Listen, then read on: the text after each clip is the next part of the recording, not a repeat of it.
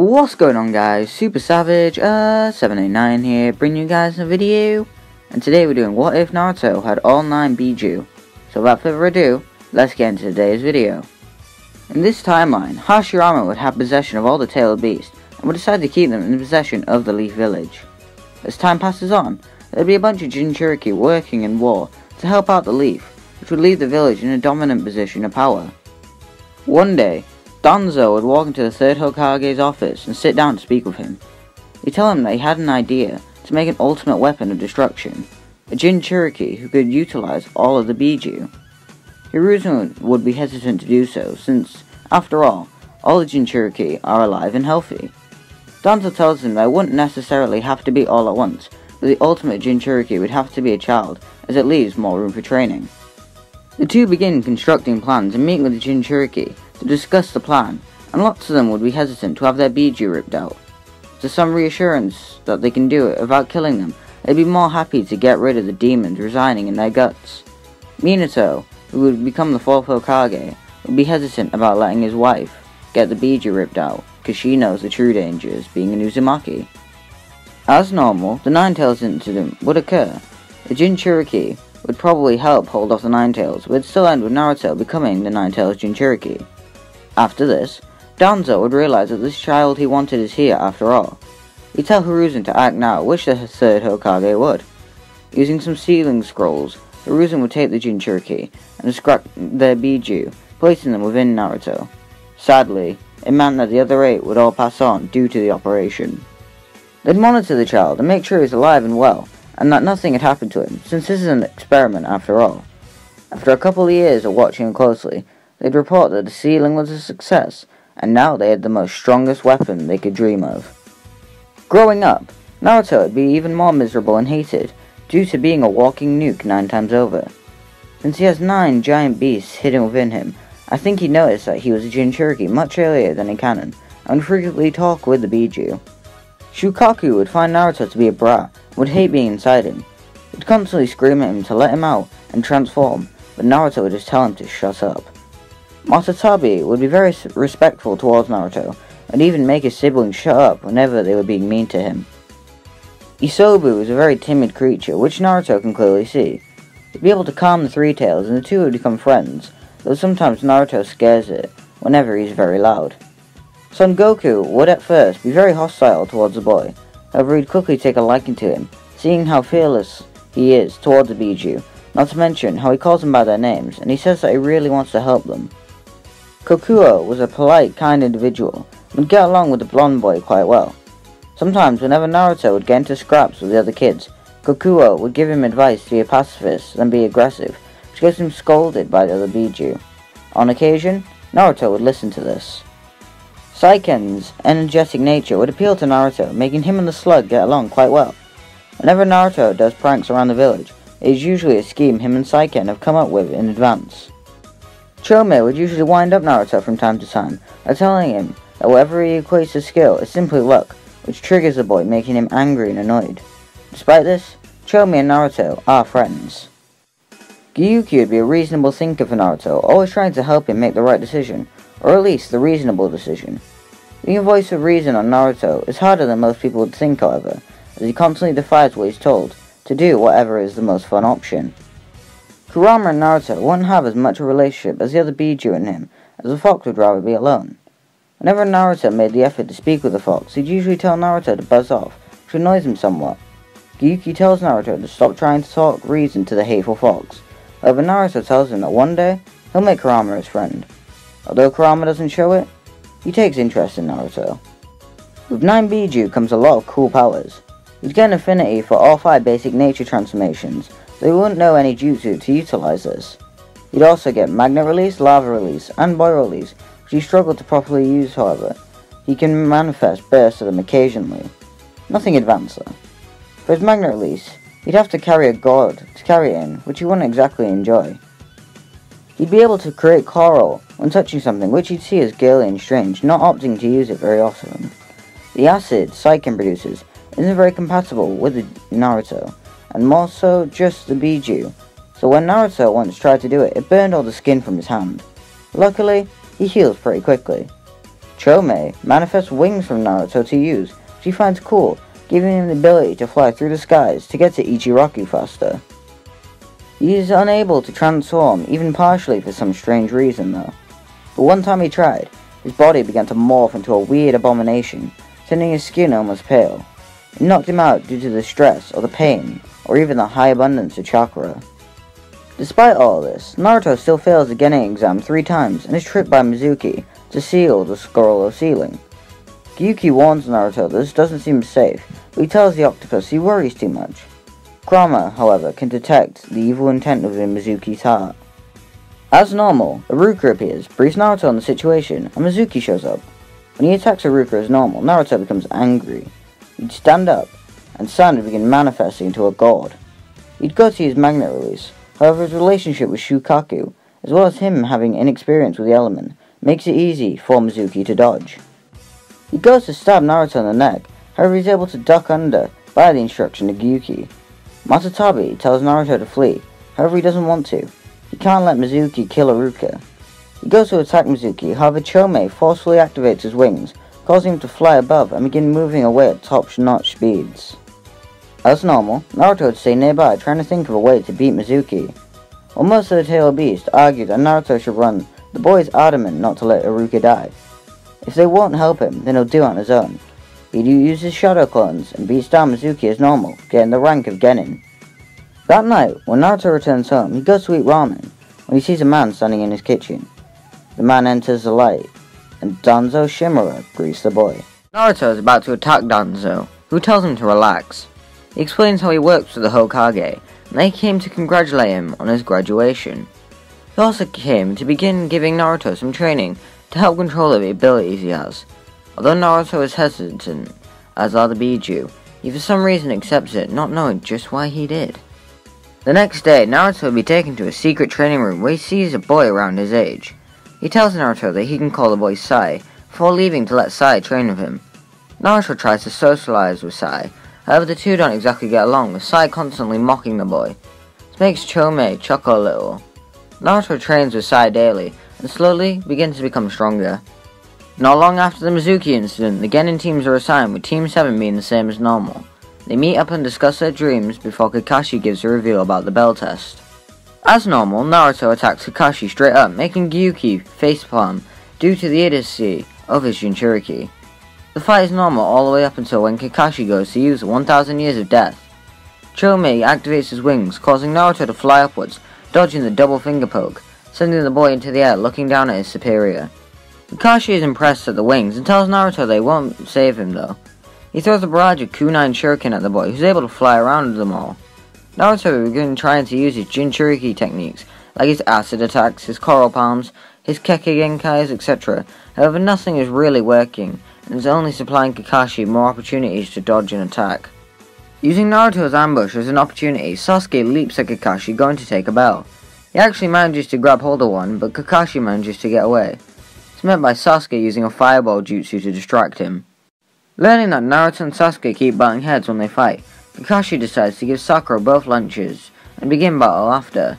Sakura gives some lunch to Sasuke, who tells her to give some to Naruto as well. They then all pass as normal. In the following month of doing Genin stuff, Naruto would ask Sasuke to show him the hand sense of the fireball jutsu. Once he does, Naruto copies them, unleashing a massive blue ball of fire, fueled by Matatabi. It impresses everyone nearby at his skill to learn quickly, not to mention the power and colour. Curious, Kakashi gives Naruto a chakra affinity paper, and is confused when it appears that all 5 effects happen simultaneously. He'll have to look further into that. Meanwhile, Naruto will continue his training with Sai, where Danzo would oversee everything. Eventually, Naruto manages to take Sai off guard with his newly named Matatabi style, massive fireball jutsu, causing him to fall to the ground. When Naruto stands over Sai, kunai against his jugular. With a cocky smirk, he exclaims that he won. "Don't hesitate to kill Naruto. It shows weakness." Danzo speaks alongside to kick Naruto off of him. All Bijuu, especially Kurama, can tell that something ain't right with Danzo.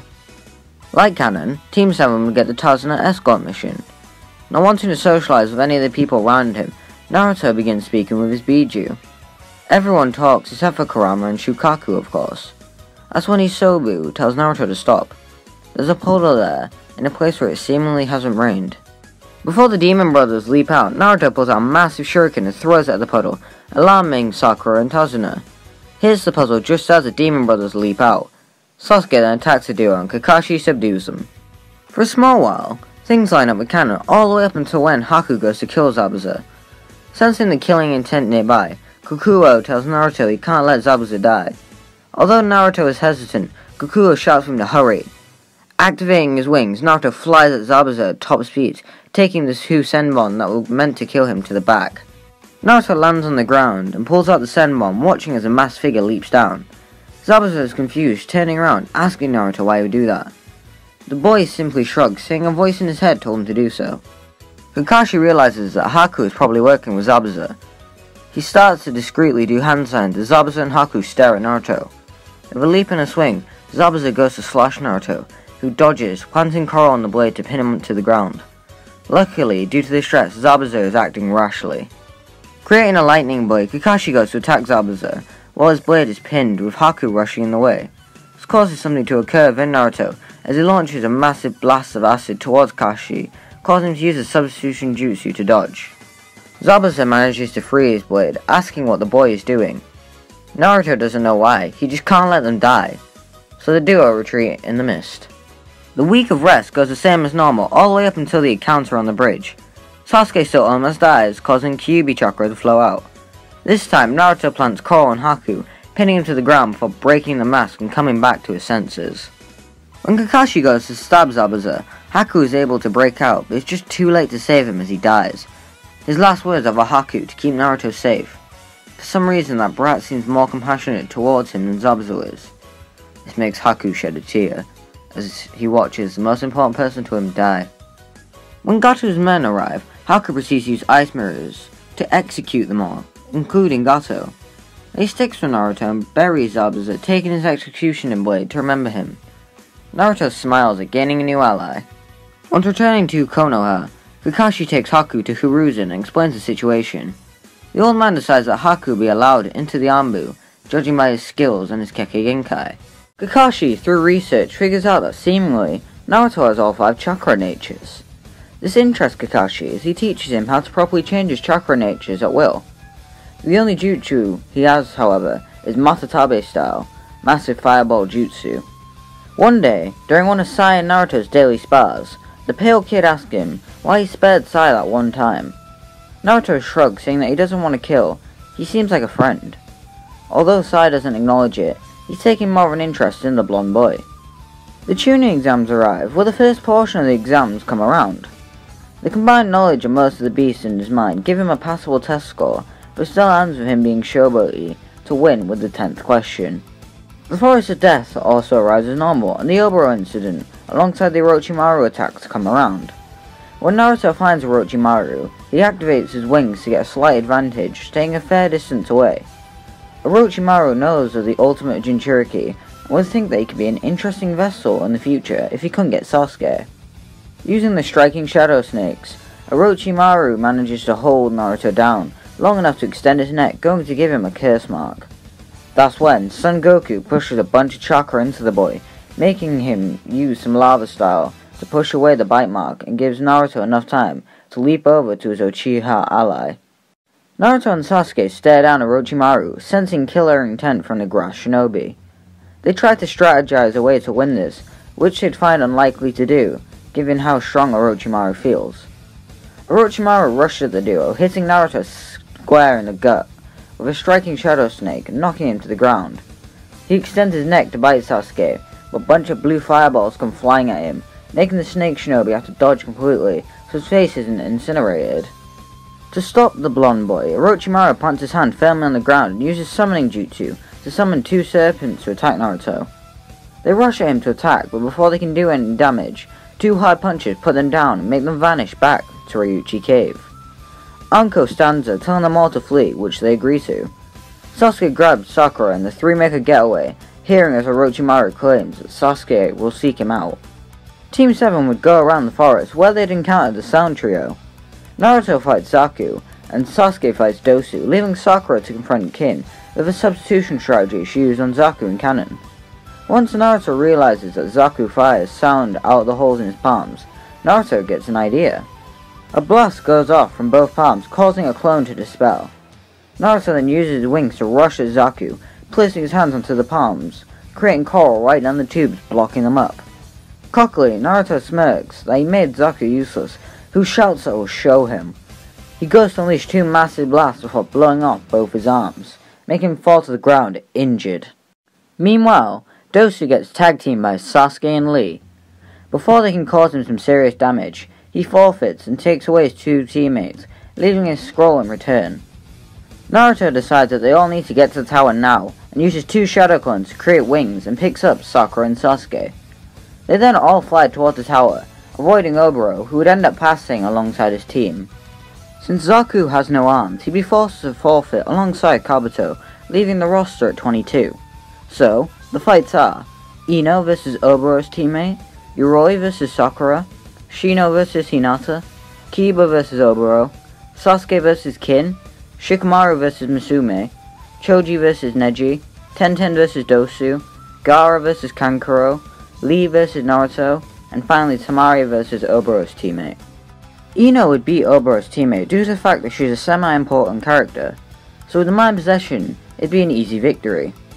Sakura would at first be bested by Yoroi, stealing her chakra, but would get some resolve from hearing Naruto calling for her to succeed. She'd not want to feel useless, so she'd give Yoroi a massive right hook, knocking him out cold. Shino vs Hinata is odd, as the duo oddly cancel each other out. Hinata can't hit Shino due to the bugs over his body blocking the gentle fist, and Shino can't hit Hinata due to the Byakugan seeing his bugs. I'd give the fight to Shino though, since he's much more of a strategist and will be able to find a way past Hinata and defeat her. Kiba vs Oboro goes well for the Inuzuka and his mutt, as he is able to use the down on all fours jutsu to speed blitz Oboro, making him crash into a wall, giving the fight to Kiba. Sasuke against Kin is very quick as the Uchiha lands a kick onto her jaw from Lee's taijutsu that knocks her clean out, breaking her bone. Shikamaru against Mizumi would be short. He'd go to grab Shikamaru and proceed to crush him before he'd find himself in a shadow possession jutsu. Then, Shikamaru makes him slam his head into the wall, giving him the win. Choji vs Nedji seems interesting, but it'd be very quick. After Choji rushes at Nedji in a fat ball, he is hit with the rotation barrier, flinging him into a wall, dazed, when Nedji smirks that it was his fate. Asuma, though, tells Choji that he'll go and get him a barbecue. Tenten vs Dosu would be an odd match. Dosu won't be nimble enough to dodge her weapons, however every time they pierce him, he can amplify the sounds and make her ears ring. After a bunch of constant attacks, Tenten and Dosu both pass out, making it a draw as they're both taken to the medical courts. Without Shukaku, Gara would be a much kinder soul and a lot like himself in Shippuden. He'd still have magnet release from his mother's love and his father, so he'd be very strong. When Gara and Kankuro fight, Gara would know about the fake puppet and use his crushing sand coffin to mangle his creation, leaving Kankuro useless. Without any other puppets, he is simply forced to forfeit, giving up to his red-haired brother. Now we arrive at the ultimate Jinchuriki versus the taijutsu specialist. Lee would immediately remove his weights and rush at Naruto, landing a barrage of taijutsu on him, getting chants from Son Goku about the boy's spirits. After a combo slams Naruto to the ground, he wipes blood from his chin and asks if the Bijuu have any ideas. Saikan tells Naruto to use a special technique they prepared, which he agrees to, creating a bunch of shadow clones. Before Lee attacks, Naruto lets out a shout of "Sexy Harem Jutsu!" transforming into a bunch of naked girls, making Lee's nose shoot blood, distracting him. Then he hits Lee with his signature Matatabe style massive fireball jutsu, hitting Lee dead on, slamming him against the wall. He climbs out and activates the 4th gate, rushing towards the boy, pounding him around. Lee throws a barrage of attacks at Naruto, causing him to panic. With each attack he tries to come up with a strategy to try and escape the barrage of attacks. Using the shadow clones, Naruto manages to get enough distance from Lee so he can begin to strategize with the Bijuu some more.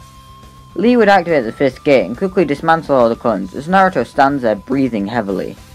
Lee rushes at Naruto, going to attack him, making Naruto close his eyes and smile. It looks like we lost, guys. I'm sorry. The Bijuu all feel sympathy for the boy, and they can feel his pain, especially Kurama. Naruto suddenly gets a burst of orange chakra as he manages to dodge a kick from Lee, his eye burning red from the small dosage of Nine-Tails chakra. He manages to channel all his chakra into a fist, burning as it leaps through the air, tanking a punch from Lee in the process. He plants his fist firmly into Lee's jaw so hard that he slams him to the wall, before using an Uzumaki Naruto barrage, taking the win. None of the Bijuu question why Kurama would do this, but Naruto would know it was him, and he'd just give him a thank you. Kurama would growl at this. After Temari wins her fight, the final roster is announced as Sasuke vs Shino, Nedji vs Shikamaru, Kiba vs Sakura, Ino vs Temari, and finally, Naruto vs Gara. Jiraiya would begin training Naruto, however the boy demands to be taught a cool jutsu. Instead of giving him the summoning contract, which Naruto would think would be lame, Jiraiya teaches him an Earth style and a Wind style jutsu, which will be revealed in the next episode. During the 1 month of training, Gyuki would tell Naruto that maybe he should do some actual strategizing instead of performing a gag jutsu. Saikan protests that it did work, however Son Goku asks if he truly believes something like that will work on that Gara kid. Naruto chuckles at his Bijuu bickering. He remembers that Gara uses sand, and luckily enough he has his own Bijuu who could help him counter sand, and even use his own magnet style. He contacts Shukaku and asks for his help, getting a loud chuckle in response from the insane Tayuki. Why would he help an inconvenient brat? This annoys Naruto. He only wants to get his help, and she'd never been mean to him, so why would the beast have such hatred towards him? Instead of trying to get any more help from Shukaku, he begins to train his magnet release whenever Jiraiya is busy looking at ladies. Confused, Gyuki asks him why he isn't trying to learn to use it, when he could practice some more powerful jutsu that doesn't need assistance from someone who hates him. I'm not gonna give up even if Shukaku won't help me. I'll master this jutsu on my own, and I'll make Shukaku see I'm more than a brat. Believe it! Hearing this sends chills through the Bijuu, especially Shukaku, and even somewhat Kurama. Danzo would allow Jiraiya to train the boy, especially since Sai has gone on a mission, so nothing would happen with Root during that time. Sakura would do some training with Rock Lee to increase her taijutsu prowess in the fight. She'd learn that he's not so bad, and even though they don't have a romantic relationship, the duo would become good friends. Also, Ino would train with Shikamaru to learn how to strategize a bit better. She'd even use a mind possession on the Nara while he's playing Choji with Asuma. She'd win, but Asuma would be able to tell that this is Ino, so he'd go a bit easy on her. It's the day of the tuning exams, and we'll waste no time, and immediately we'll jump to the first fight, being Sasuke vs Shino. The first person to attack would be Sasuke with some taijutsu, but Shino would burst into some bugs from the attack. Shino remains back and throws bug clones at Sasuke to analyze his fighting style, which would annoy Sasuke after a couple moments. Once gaining some distance, he activates his Sharingan and begins to analyze the battlefield, locating where his opponent is rather quickly. He uses Fire Style Phoenix Flower Jutsu to fire a bunch of fire attacks at the bug clones, making them all disperse before rushing at Shino. He throws a punch at Shino, which hits him in the face, giving Shino the chance to place a female bug on the Uchiha. A massive squadron of bugs rush at Sasuke, going to consume him now that they know where he is at all times, but Sasuke would be able to outspeed them. None of his attacks seem to work on them, giving him an idea. He leaps at Shino and places 2 explosive tags on his body, giving him an ultimatum. He can either forfeit, or can be an explosion. Shino ultimately forfeits, giving Sasuke the win. Next up is Nedji against Shikamaru. Knowing of Shikamaru's shadow possession would be useful to the Hyuga, who immediately activates his Byakugan to watch out for the shadow. He rushes at Shikamaru to attack him, but uses a substitution jutsu to get away for a moment and strategize. Using the Byakugan, Nedji locates Shikamaru and throws a kunai at him, which makes Shikamaru substitute again. The duo continue this routine for a couple moments, with Nedji getting cocky, asking if Shikamaru can constantly use the chakra necessary for this. Then, suddenly his body is paralyzed, confusing him. Your head moved slightly when I was right behind you. It showed me you had a blind spot, so I just took advantage of it. Shikamaru tells Nedji as he walks up to him from behind. Then Shikamaru declares his forfeit, thinking this is tiresome, which annoys Nedji. He later learns about his father's death, and then mellows out like cannon. Sakura enters the arena against Kiba and Akamaru. The Inuzuka is being cocky due to his win against Oboro, being quick, making Sakura somewhat worried, even though this is Kiba, and he's essentially the Yamcha of Naruto. When the fight begins, Kiba and Akamaru use a human mimicry and beast mimicry combo, before both using the down on all fours jutsu. They rush at Sakura, getting potshots in on her, as she tries to fight back hopelessly. Eventually, she deploys a similar strategy to Naruto, where she turns into Kiba and then Akamaru to make him hurt the dog. Now with only one opponent, Sakura can fight a bit better against Kiba. That's her logic, at least. She rushes up behind Kiba, holding a kunai, and goes to stab him, but Kiba uses down on all fours jutsu to duck the slash and body slams Sakura, bouncing her around the air, where eventually she can barely stand. Genma ultimately calls the fight in Kiba's favour. Ino would be up against Tamari, but the fight would be short for the Yamanaka. Her mind possession jutsu relies on being able to take over her opponent's mind, and has to stay stationary for it to work. Tamari is too quick, plus her wind slashes leave Ino torn up and taken down in a matter of seconds. Finally, we arrive at Naruto against Gara. Before the fight begins, Naruto goes to give Gara a fist bump and tells him to have a good fight, which Gara scoffs at, crossing his arms. Having 9 creatures within you, and they still treat you like a human. Disgusting. You even have that Shukaku beast, solely because my ancestors knew the creature was hot trash. Hearing this angers Naruto, and especially Shukaku. Before Naruto protests, Genma shouts for the fight to begin. Naruto creates a bunch of shadow clones and attacks Gara. With some sand spears, they're all quickly dispelled. The abundance of clones was incredible to spectate for everyone in the crowd, except for those there to invade. With 10 clones all surrounding Gara, he places a bunch of crushing sand coffins around them, and crushes them in his hand. Before they all dispel, and leave a bloody mess in one, everyone can hear a shout of, "Earth style, headhunter jutsu!" Gara drops his sand and sees that there are no longer any Narutos in there, but instead holes. From inside the dirt, everyone hears another shout from the knuckle-headed ninja. "Wind style, air bullet!" Out of the ground, one after the other, Narutos begin rushing at Gara, punching him from all angles, drawing some blood from his face, since they're moving so quick with such momentum. When all the Narutos are in the air, they sprout their Chome wings, and all begin spamming more clones, dropping them on top of Gara, which of course he begins to kill.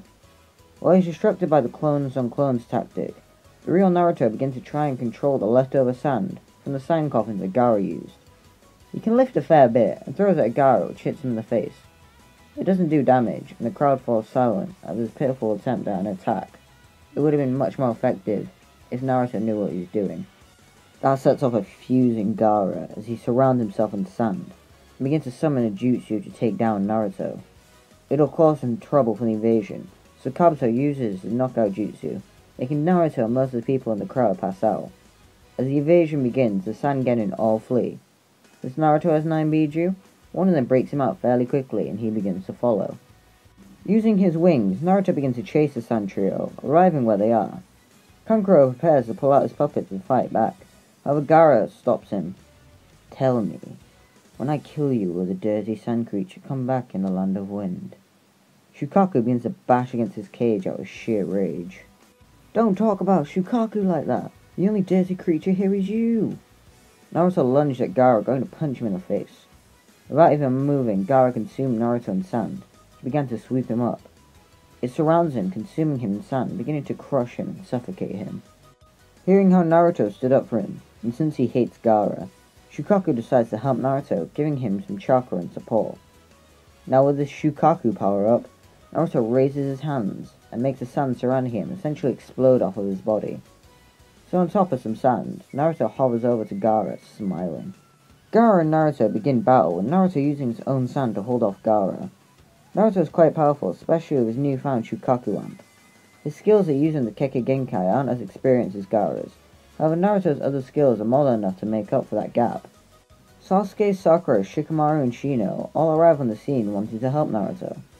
They are all noticed by the Sand duo, who begin fighting against the Genin. Shino and Kankuro have their match quite like canon, with Sasuke playing a less important role in the fight. Tamari tries to intervene, however Shikamaru catches her in a shadow possession. He keeps Sakura nearby Tamari, so if the chakra inevitably fails, Tamari won't be able to move.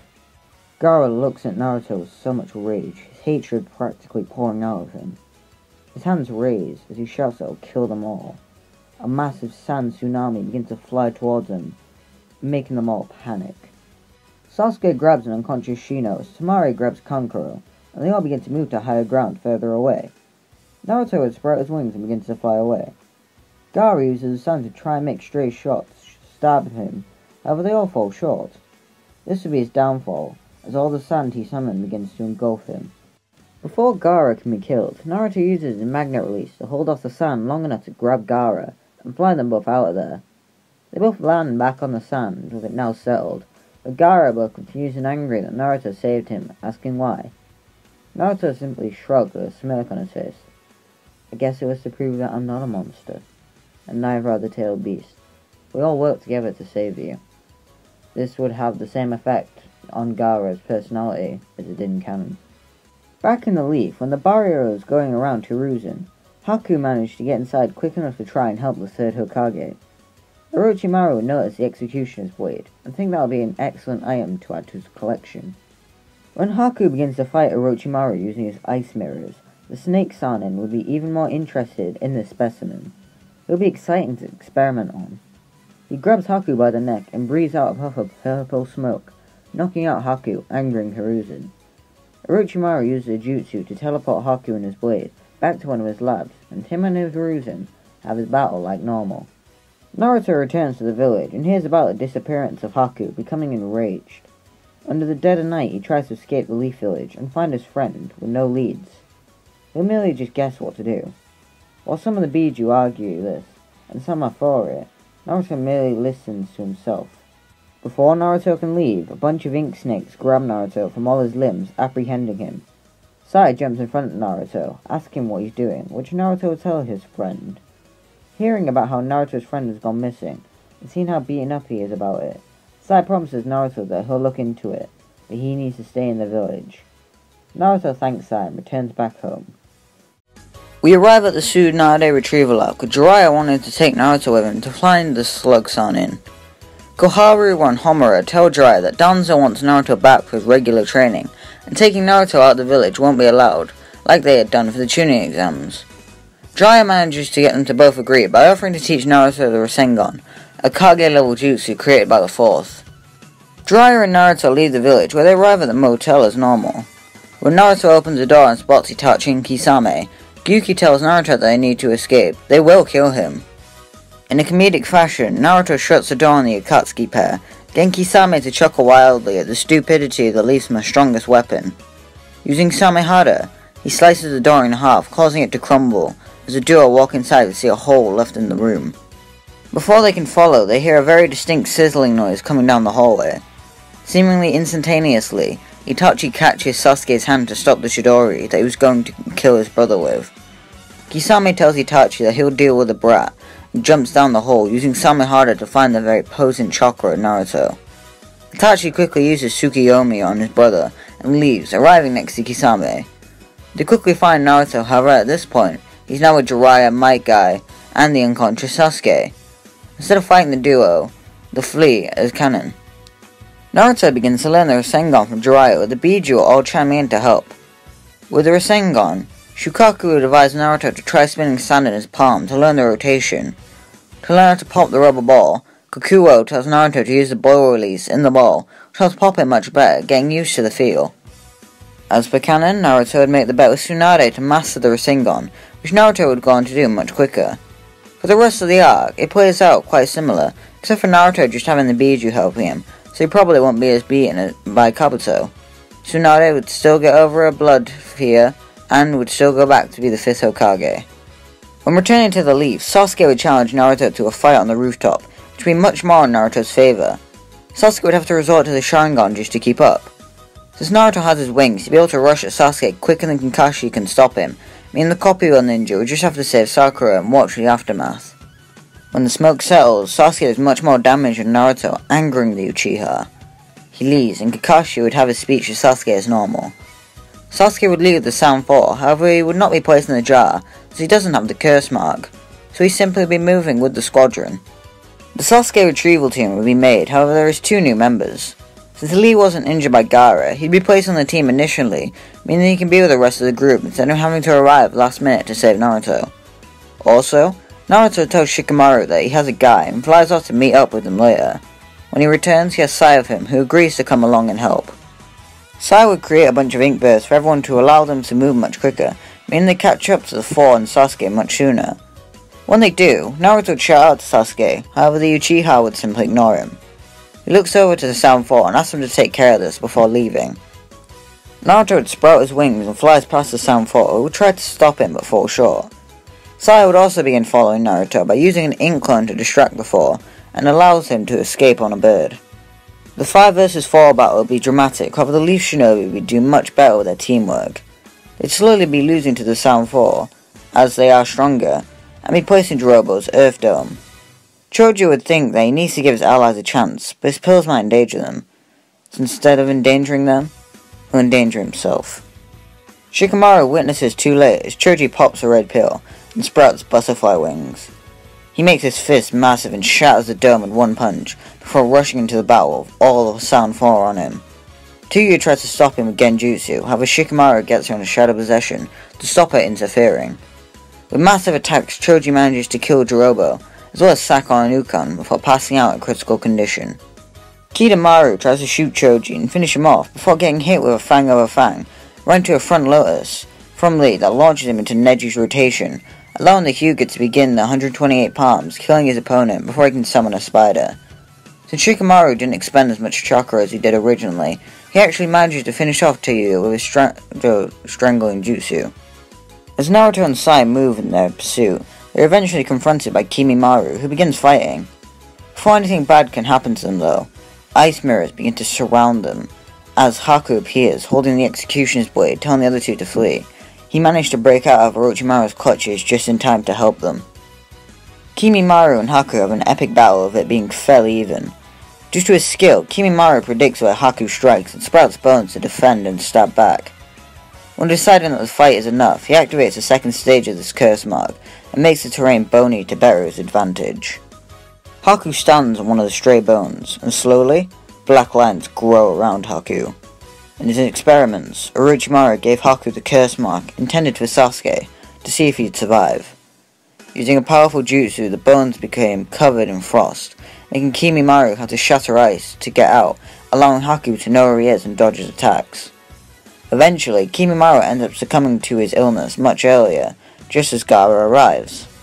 Finally, Naruto and Sai arrive at Sasuke's location. Naruto tells Sai to stay out of it, and him and Sasuke begin fighting. Sasuke would awaken his 3 Toma and begin to take over the fight, beating Naruto relentlessly, causing Naruto to sprout the one-tailed Kurama cloak. Since he's harnessing the Kurama power, he's unable to use his other Bijuu's powers, but he is still stronger overall. Seeing how much pain Sasuke is putting Naruto through, as well as all the training he remembers from being in Root, Sai goes in to help. Using ink snakes, Sai begins to try and kill Sasuke, which Naruto notices, shouting for Sai to stop. The trio all engage in a 3-way battle, with Naruto having the advantage, but the other two both having killer intent. Sai won't be trying to kill Naruto, but you know what I mean. When Sasuke slips up and Sai comes close to killing him, Naruto hits Sai with her Rasengan, sending him flying into a cliffside badly damaged. Naruto rushes over to see if Sai is alright, and by the time he turns back, Sasuke is gone. Everyone will be brought back to Konoha, with Tsunade healing Choji and Sai. Naruto apologizes to Sai, who tells Naruto that it is his fault. Jiraiya approaches Tsunade about taking Naruto on a training trip, which she'd approve of, however Danzo appears in the room forbidding it. He'll be training Naruto. He's been looking the other way for too long about Jiraiya's antics. Danzo and Jiraiya begin arguing before an ink clone of Sai enters the room, telling Danzo that he can go with them to help train. He believes it'll be the most beneficial thing. Reluctantly, Danzo allows this, and so Naruto, Sai, and Jiraiya all leave on a training trip to make Naruto stronger. Naruto's training would be hell compared to Canon, since he has so much abilities he needs to master.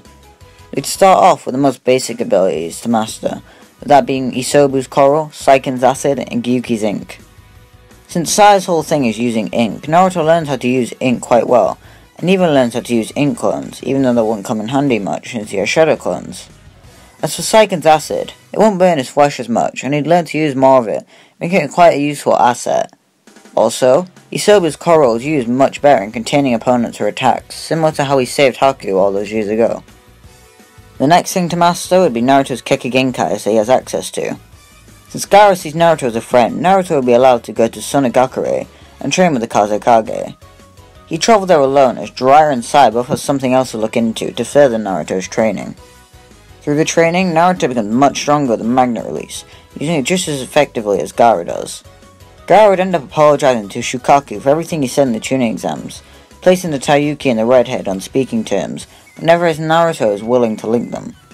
Gara promises to help Naruto when the time comes for the Akatsuki to attack, which Naruto would thank his friend for. Naruto flies to the location Jiraiya and Sai told him to go to, being the Mizukage's main base of operations.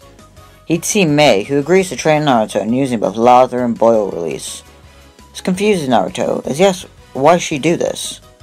She says that Jiraiya managed to convince her, winking at him, almost making Naruto throw up as Sai remains her oblivious. Nevertheless, he and Mei would train together, meaning that Naruto can use lava and boil release very effectively. Also means he can use fire, water and earth release to much more effective measures. Finally comes taming the Kyuubi. He begins to meditate, trying to steal the fox's chakra by opening his cage, with the key from Mount Miyaboku being given to him. The moment he does this, Kurama tries to attack, but the other 8 Bijuu all rush in and quickly apprehend him, angering the fox. Naruto apologizes for Kurama, having for it to be this way, as he takes his chakra, entering KCM1. One night while training, about a month before the trio are about to return to the leaf, 2 individuals rock up. Kisame and Itachi interrupt them, placing them all on edge. Using Genjutsu, Itachi begins to speak to Naruto and gives him Kotomatsu Kami. Kisame attacks Jiraiya and Itachi follows suit, suppressing himself quite a bit. They'd end up fleeing when Naruto enters the battle in KCM1, actually placing Kisame on the defensive for a little bit. This was all a ploy for Itachi. About a month or so prior to the Akatsuki invasion, within one of Orochimaru's hideouts, Sasuke lays in his bed. He feels a chill in the air, and turns around to see Itachi stood there. His emotions begin to flow as he activates his Sharingan, ready to kill his brother, before realizing that what he's looking at is a Genjutsu. Sasuke calms down, asking why Itachi is there, and the Uchiha explains. The Akatsuki are all going to invade the leaf, and judging by Naruto's power, it's unlikely Itachi will make it out alive. If Sasuke still wants his revenge, he'll have to come to get it now. Once giving him the location of the Uchiha hideout, the Genjutsu disappears, leaving Sasuke with his mission. For the most part, Sasuke's quest remains the same, except for the fight with Deidara not occurring. Still ends with Sasuke awakening his Mangekyo and wanting to destroy the hidden leaf. Obito tells Sasuke that he's in luck, he can join the Akatsuki. However, Sasuke shuts that down. After the Akatsuki fail, I'll go on my own accord. Pain and Konan meet with Obito to begin to think of a battle plan as to how they can capture Naruto. Since Obito and Pain both know about the Yamanaka clan barrier around the village, they plan ahead for this by making sure everyone moves at the right time. They devise that Kakazu, Kisame, Hidan, and Sasori come in from each side. From above, Deidara and Konan will attack. Pain will use the animal path to confuse the enemy with numbers. With their plan set, they tell the rest of the Akatsuki and move to execute it. Back in the leaf, Naruto, Sai, and Jiraiya return and meet up with everyone there. Naruto immediately heads to the Hokage office and begins to be briefed on the situation of the leaf by Tsunade. All the normal civilians have been moved to Sunagakure to avoid any casualties. Even so right now, only ninjas capable of fighting, or who chose to remain in the leaf to help, are there. Also, the Kazekage alongside a squadron of Sanda Leaf came to assist in the upcoming battle. The smartest minds of Konoha all meet up to begin thinking of a battle plan. They manage to come up with the best possible plan to keep the Akatsuki away from Naruto and ultimately take them down. The plan is for Naruto and Jiraiya to be placed in the center of the village with Anbu members nearby to help them and alert them to any attacks. There'd be 4 teams placed in each direction to keep any attacks on the ground at bay. There would also be a sky team led by Sai and Haku to make sure nothing comes from the air. Finally, there would be a tracking unit in the leaf to make sure nothing slips past to avoid any surprises. Tsunade uses summoning jutsu and gives everyone a small chunk of Katsuyu, so she can begin healing everyone. The medical corps go underground, feeding chakra into Katsuyu as well, to make sure everyone is safe and healed in the battle. Naruto creates shadow clones to stand with all the squadrons, as he himself goes into KCM to begin to sense out the Akatsuki. As he does this, Kurama speaks to him, asking how he plans on fighting a squadron who are all made to kill him. To this, Naruto smirks. Because my friends are all by my side every step of the way. Even you, Kurama. Although Kurama scoffs at Naruto being his friend, he's warming up to him bit by bit. Immediately, all the Naruto clones disperse, alerting everyone that the Akatsuki are here. From the sky, Konan and Deidara fly in, throwing bombs down. From atop of Deidara's clay bird dies the animal path, who uses summoning jutsu to teleport the other 5 paths to his location, as they all stand facing Naruto and Jiraiya. Kisame, Sasori, Kakazu, and Hidan all begin to arrive from every side, as everyone prepares to battle like mad. Konan tries to dive down and help the passive pain, but stops when she's surrounded by ice mirrors. This makes Konan smirk, as she looks to see Haku's images all over. Haku dives in going to stab Konan.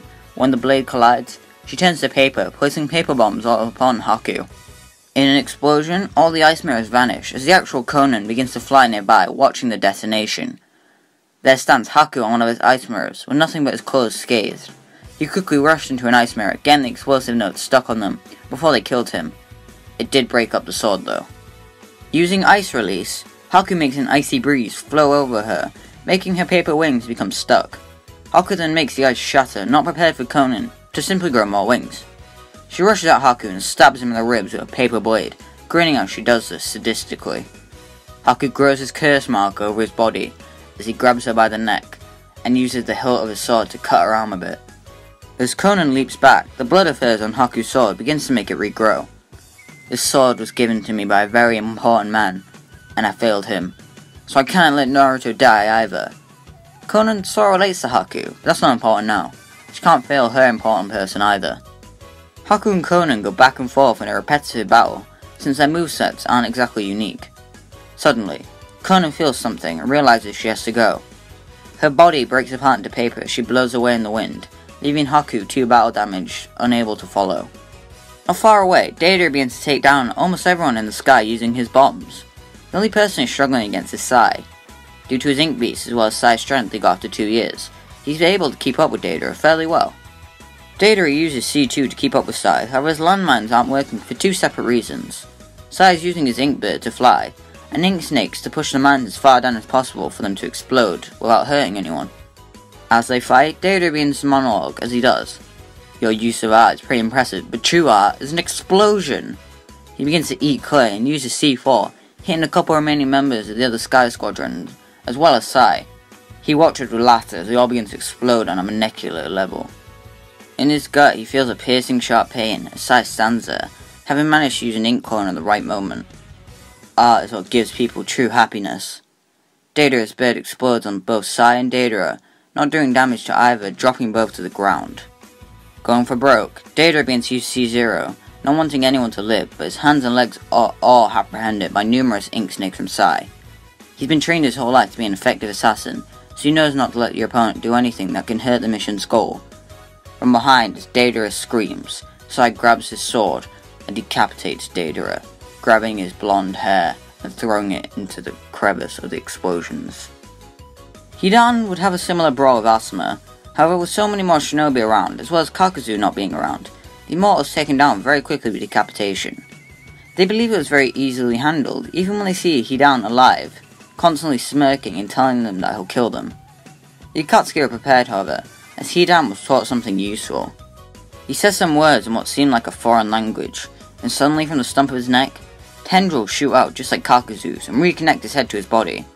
Kakuzu had prepared some in his body, knowing Hidan would fail and Kakuzu would be unable to help since he's busy fighting off other shinobi. Hidan begins fighting yet again, with everyone trying to strategize a way to defeat him. So they don't know how to cancel out the tendril jutsu, or how to make his immortality stop. Shikamaru hangs back with Ino and Choji as they spectate Asuma's battle. Sadly, they're unable to save Asuma as he succumbs to Hidan's jutsu and ends up getting his heart pierced. Enraged at what he perceives as his master's death, Choji goes into his pocket and places a pill in his mouth. He launches at Hidan as butterfly wings sprout his back and he grows giant. His fist inflates as Choji punches the immortal over and over. To make sure he can't escape, Shikamaru catches him in shadow possession as Choji begins pushing him further and further down into a crater, leaving him a bloody mess. When far enough down, a couple other shinobi come in using earth jutsu to cover the crater, filling in the hole, listening as Hidan laughs up until the end. This pain was merely nothing but pleasure to him. Team 10 surround Asuma as he passes out. Ino looks at Katsuyu, asking if Asuma will survive. The slug tells him that's 50-50 right now. Then the smartest decision in that moment, Shikamaru tells them that they all need to go help everyone else, and so everyone breaks apart and scatters to help the other teams. As this occurs, not far away, Obito stands on a building rooftop. He looks to see Hidan's defeat, and smirks. I guess Sasuke was right after all. Kakashi's squadron all prepared traps to stop the oncoming Akatsuki member from getting close at all. It sets up a bunch of explosive notes triggered with thread, where shinobi remain to the sides to help the explosion continue. Kakuzu would approach as he looked over a list in his hand about the bounties of Leaf Ninja. To Leaf Ninja's surprise, Kakasu doesn't even seem like he's paying attention to the invasion or the fact he's meant to be getting the Mega Jinchuriki.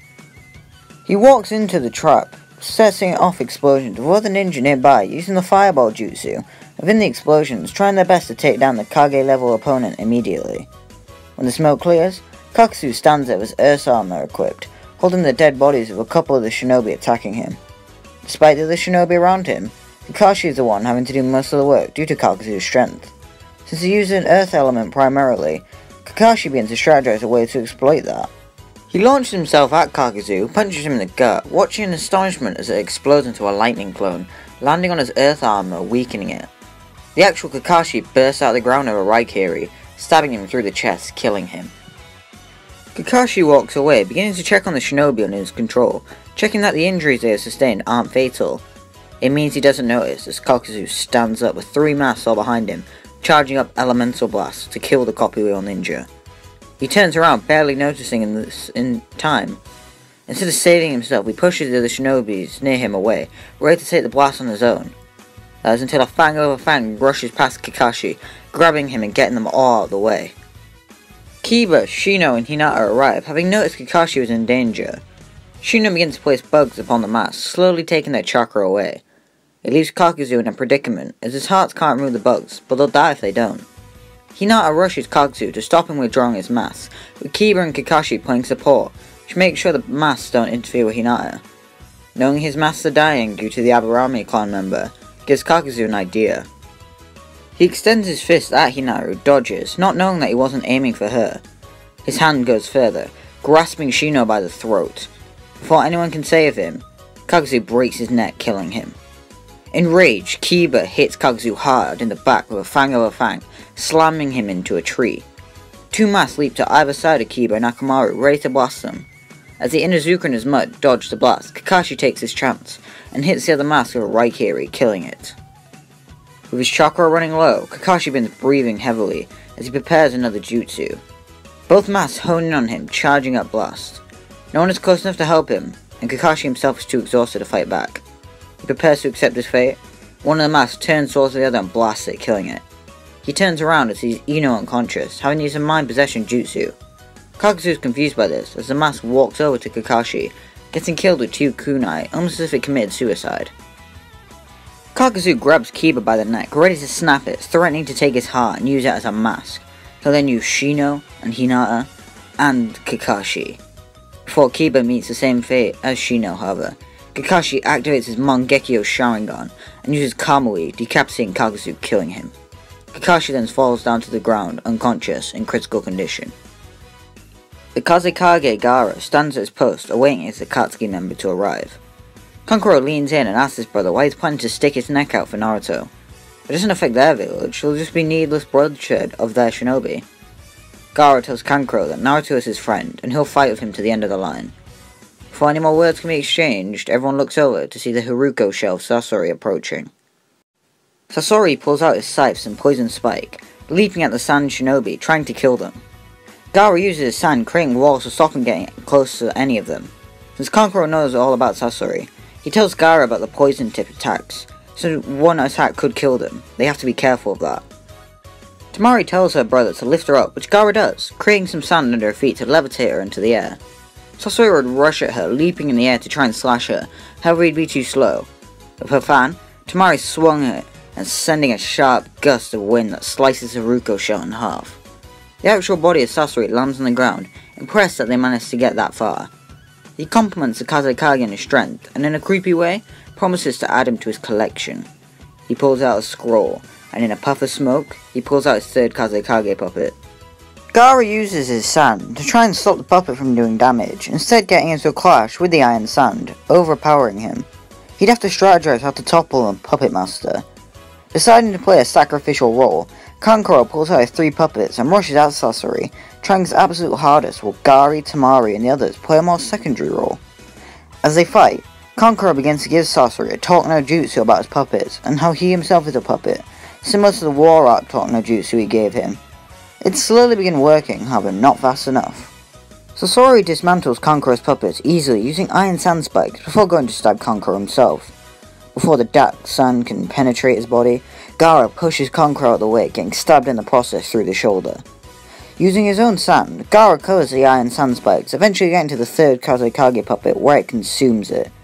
Gara uses the crushing sand coffin to mangle it beyond repair, before falling unconscious, beginning to die due to the poison. Using the 100 puppets, Sasori begins to attack the group, causing a lot of casualties. Luckily, Kankuro can use his puppet expertise to his advantage. He uses chakra threads on Sasori to make him move the puppets in different directions, slowing down the damage he causes. Sasori gets annoyed with Kankuro, raising up his hands ready to incinerate him. Before he can, however, a shadow grasps his legs as Shikamaru stands behind, using the shadow possession. He tells Kankuro to use his threads on him, so Sasori copies, and so the puppets all become suicidal, fighting each other and destroying each other. Tamari then slashes at Sasori, impacting his core, slicing it in half, making the puppet fall to the ground, dead. Kankuro comments that Sasori should have been able to break the shadow possession, thinking that his speech might have worked better than he thought. Over with Guy and his team, the plan is very simple. Everyone rushes at the enemy and hits him hard, all at once, hoping it'll kill. Lee would cheer loudly for his sensei as Nedji and Tenten shake their heads at the embarrassing nature of Might Guy. The moment they see Kisame, everyone rushes at him, which Kisame smiles at, placing Samehada in front of him. When some of the fodder ninja get too close, he shreds them apart, asking if the rest will be as easy as that. Realizing his opponent might be stronger than he had anticipated, Guy goes into 6th gate and begins to brawl the shark skin warrior to a standstill seemingly. Every attack is hard and placed in a particular place on purpose. He'd plant both his hands onto Samehada, ignoring the shredding of his flesh, as Tenten tosses everything she has into Kisame's back. Enraged at the pest attacking him, he'd use a water dragon jutsu to push Might Guy away, before turning and rushing at Tenten, slicing her in half from shoulder to waist. Seeing this enrages everyone. Being the closest to Kisame, Nedji hits him with 128 palms, shutting down a lot of his chakra points, allowing 6th gate Lee to hit Kisame hard with Sakujaku, flinging him to the ground.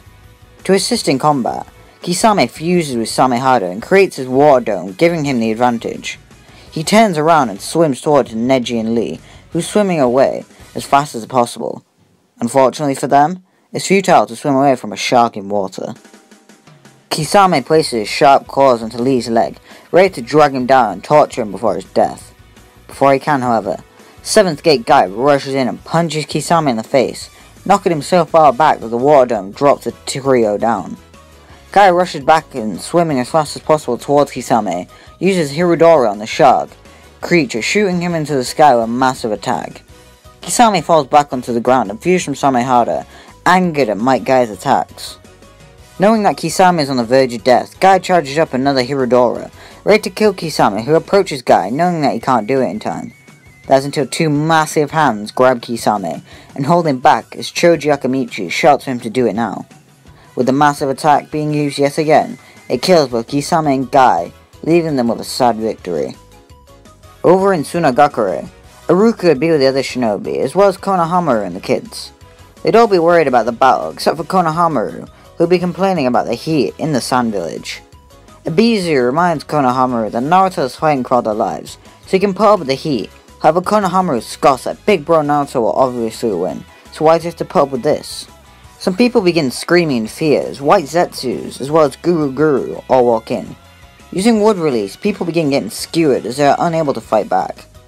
Iruka begins aiding people to escape, not noticing Konohamaru run past him to begin fighting. The young boy uses the Shadow Clone Jutsu, creating 2 of himself. As Guru chuckles that Konohamaru will look so cute as an ornament, he's shocked to see him use the Rasengan and glide it into the white wooden creature, breaking it in half with ease. Seeing a young genin fighting off the attack rallies up the civilians, who rush in, holding weapons and using basic ninjutsu to hold back the invasion and destroy the pale wooden creatures. The main event we've all been waiting for has arrived. Pain looks at Jiraiya, greeting his old sensei, leaving Jiraiya confused about how Yahiko seemingly has Nagato's Rinnegan. Then the 6 Rinnegan users are there. The Anbu members nearby launch at Tendo, trying to stab him, before the Ashura Path uses rockets to bomb them out of the air, destroying a bunch of houses with nearly just 1 attack.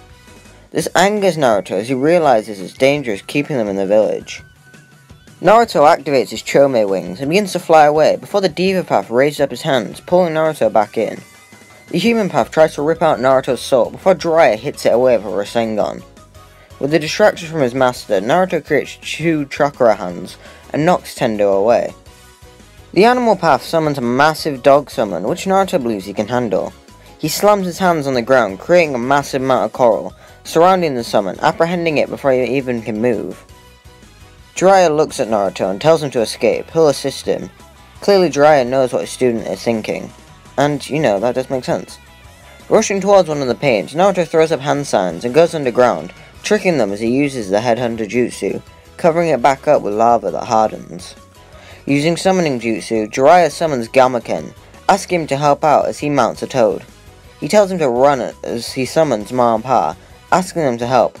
Jiraiya would go into Sage mode just in time as the animal path rocks up next to the massive toad riding a bird. Trying to destroy the duo, Jiraiya creates a Rasengan, not realizing that the Predator path was right behind it. It absorbs the chakra as the animal path summons the other paths of pain to assist. The Ashura path fires lasers and rockets at Gamaken, badly damaging the toad summon, which angers Jiraiya. He places the Ashura path under Sangen Jutsu, which Aditya path breaks it out of, before using Shinra Tensei to fling Jiraiya further away from his toad summon.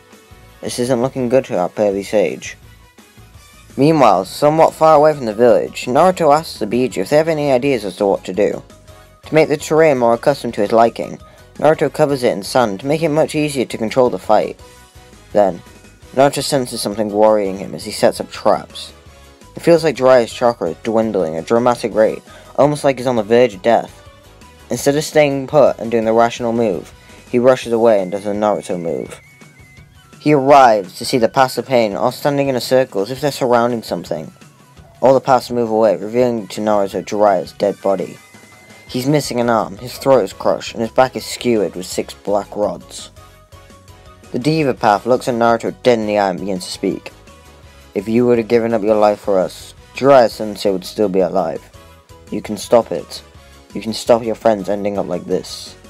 With his last statement, he used Bansho Tenin to pull Jiraiya's dead body into his hand, holding him like a rag doll. Naruto remains quiet for a moment, like he's contemplating something. No one speaks, or moves a muscle, almost like time stood still. Then Naruto looks Tendo, dead in his purple eyes yet again. I can't give up now. Everyone is fighting for me. It'd be selfish to lay down and die. And I'm sure the Tailed Beast don't want to die either. All the paths launch themselves at Naruto, who begins to fight and dodge using every skill he learned. As he seemingly dances around the Rinnegan users, it appears like his body is changing weirdly. He grows almost a cloak as he is consumed in a Kyuubi avatar, knocking all the paths away. Clearly Kurama liked that last speech. Naruto dispels the avatar as he faces down the paths. With a shout to his Bijuu to rile them up, he dives into battle, ready to give it his all, just like Jiraiya had. The Ashura path fires rockets at Naruto, which is child's play to him. Magnet release, sand wall. A massive wall of sand blocks every rocket coming his way. As it falls, Naruto leaps on top of it, bouncing off, throwing hand signs as he soars through the air. Matatabe style, gigantic fireball jutsu. A massive blue fireball flies out of Naruto's mouth, incinerating the path completely. Once landing, he notices how all the paths are missing. He senses them out using the ability of Kurama, detecting them all there. They're invisible, seemingly on a massive beast. He slams his hands to the ground as it begins to rumble. Isobu style, coral reef jutsu. Massive pieces of coral comes out of the ground, catching the massive chameleon as it becomes visible to the naked eye yet again. All 5 paths of pain leap off the chameleon. Knowing the animal path is responsible for this, Naruto rushes over to take it out next. Lava release, volcanic apprehension. From the mouth of Naruto, lava surrounds the animal path, quickly hardening to rock, trapping it. Boil release, skilled mist jutsu. Naruto breathes out hot vapor, making the path melt, destroying it completely. He turns around, seeing the Naraka path and the human path both trying to restore the Asura path, making him have to quickly destroy them. He points both hands towards them, hoping it'll stop them in time. Saikan style, acid flood jutsu. A massive blast of acid hits the two, causing them to quickly burn apart and corrode away. Knowing the Predator path absorbs jutsu means Naruto has to try even harder to defeat it. He sprouts his wings and rushes quicker than it can react. Chome style, beat or beat down. He kicks into the air and begins to beat it up whilst airborne, breaking it apart into pieces. Tendo raised up his hand and used Bansho Tenin, pulling Naruto in and grabbing him by the throat. Instead of seeing Naruto panic, he instead watches him smirk. Gyuki style, ink clone explosion. The clone disperses, gain ink in Pain's eye, blinding him. Using Shinra Tensei, he ejects the black goop off of his face, awakening his eyes yet again. He turns around, seeing a massive Kurama avatar standing over him. Kurama style, Kyuubi rampage. With a massive punch, Tendo is hit so hard it gets broken apart instantly. Naruto deactivates his avatar and approaches the Tendo's body. When he had sensed the pass earlier, he detected something weird about them. He pulls up the chakra receiver and stabs it into his hand, sensing out where Nagato is. He then begins rushing over to go and see the redhead himself. When Naruto arrives, he sees Konan and Nagato in front of him. Using his talk no jutsu, he convinces Nagato to believe in him, which he would. Clasping his hands together, he uses Rinne Tensei, reviving everyone in the leaf that he killed. Shino, Tenten, Guy, Jiraiya, Gara, Asuma, Kakashi, they all stand up, no longer dead or dying, but back in the mortal realm once more as they originally were. For those of you who want to debate about Tenten being fine, even though she was cut in half, or how Jiraiya got his arm back in his throat, it appears Rinne Tensei brings a person back to their perfect health in a safe scenario. Kakashi, when he was revived, didn't have a screw in his head, which is a much smaller case, I know. However, it works to the point I'm proving. Plus, it would be a pretty boring story if Tenten immediately died yet again. Naruto returns to the village, with everyone seeing him as a hero among heroes. Everyone begins to have a celebration as the civilians are brought back and learn of Naruto's victory. With his brush with death, Jiraiya began training even harder. He traveled to Mount Miyaboku and learned how to use Perfect Sage Mode. Combining the use of Ma and Pa with the Perfect Sage Mode makes Jiraiya a dangerous person to come up against. Around this time, Naruto had also learned Sage Mode and signs the Toad contract, a bit later than he did in canon. Tenten would be so angry that she died that she starts training even harder. She'd pick up Kisame's Samehada and use it in her arsenal, learning how it works, utilizing it to the best of her abilities, ultimately making her a much more effective kunoichi. Her and Nedji would train together almost daily, making their relationship even closer. Since Guy had died, he'd be training even harder as well. Lee would be motivated to train as well, since Guy is so special to him, where I could see him managing to open the 7th gate, making Guy cry with joy at his student's new power-up. Obito would find Konan shortly after learning of Naruto's victory, and would kill her, obtaining his Rinnegan a bit earlier to make sure Naruto doesn't defeat him. He would tell Sasuke about what happened, worrying Sasuke a little bit. To make sure he can actually defeat Naruto if need be, Sasuke would get his Eternal Mangekyo Sharingan much earlier than he did in canon, before he even invaded the 5 Kage Summit. Due to how Madara Uchiha is still somewhere out there, as well as how Sasuke is on the loose, Tsunade would call for a 5 Kage Summit. Tsunade would take Naruto and Jiraiya with her, and goes to Summit to discuss the nature of the ninja world. There'd be one new addition to the Kage. Remember how Hashirama kept the Bijuu all the way back in episode 1? Well, one of them came in handy during the 3rd Great Ninja War. If B didn't have Gyuki, it's highly likely Raikage A would have been killed by Minato, meaning the Raikage is actually Raikage B. While the summit takes place, on top of the Hokage monument, a ripple in reality spins as Obito appears on top, looking down into the leaf. From his Mangekyo, he uses Kamui to dispel Sasuke, alongside Taka. He tells Sasuke that the moment Naruto hears of this, they won't have long, so they need to hurry. Sasuke nods as Obito Kamui's away. He tells Taka to wait there as he leaps into the village, walking around in disguise, to find the people he needs to kill. He walked to the Hokage building, quickly looking a meeting between Koharu and Homura discussing affairs in the leaf. He wouldn't hide his presence some as he awakens his Mangekyo just looking at them. They shout for the Ranbu guards to take him out, but no one comes. Sasuke throws the head of one of the captains in the Ranbu at their feet. Using Genjutsu, he makes them reveal the location of Danzo before using Amaterasu, listening as they scream in pain. Sasuke would go find Danzo where he kills him just like canon. After his death, Sasuke decides to proceed with his next plan, to destroy the hidden leaf. He begins to make thunderclouds appear in the air using fire release to create the clouds. People in the leaf all witness the rapid creation of thunderclouds and fire release usage, and watch in awe as the lightning forms a massive Kirin in the sky. Sasuke shoots the lightning attack down to the village, creating a massive explosion for everyone to see. Knowing Leaf Ninja will be on his location, Sasuke tells Hyuga and Suigetsu to split up and cause chaos, which they nod at rushing away, leaving Karin with Sasuke so she can heal him. Kakashi has a rough idea about the identity of who just caused that, and tells Sai to fly to the summit and get Naruto. He's their only hope at that point. Sai nods and flies off to go and warn him. As Suigetsu moves around, he is surrounded by crystal ice mirrors, shocking him. Haku asks who he is, which Suigetsu, of course, doesn't tell him. Instead, he notices a sword on Haku's back and grins at the chance to reclaim the blade of Momochi Zabuza. Jugo would let loose, beginning to destroy everything in sight. As he destroys stuff, a green blur comes in as Might Guy and Rock Lee come in, kicking Jugo together. Enraged, Jugo looks at them, leaping at them to slaughter them with a grin on his face. The duo begin doing their best to hold him off. Sasuke moves through the village, holding his sword, attacking anyone he sees. On instinct, he ducks under a Raikiri as Kakashi comes rocketing in, going to stab him. The Uchiha looks at his old sensei and activates his Mangekyo to kill him. As he approaches Kakashi, he's caught in a shadow possession, holding him back as Shikamaru stuns her. Kakashi rushes at Sasuke, uses Susanoo to break out and defend himself.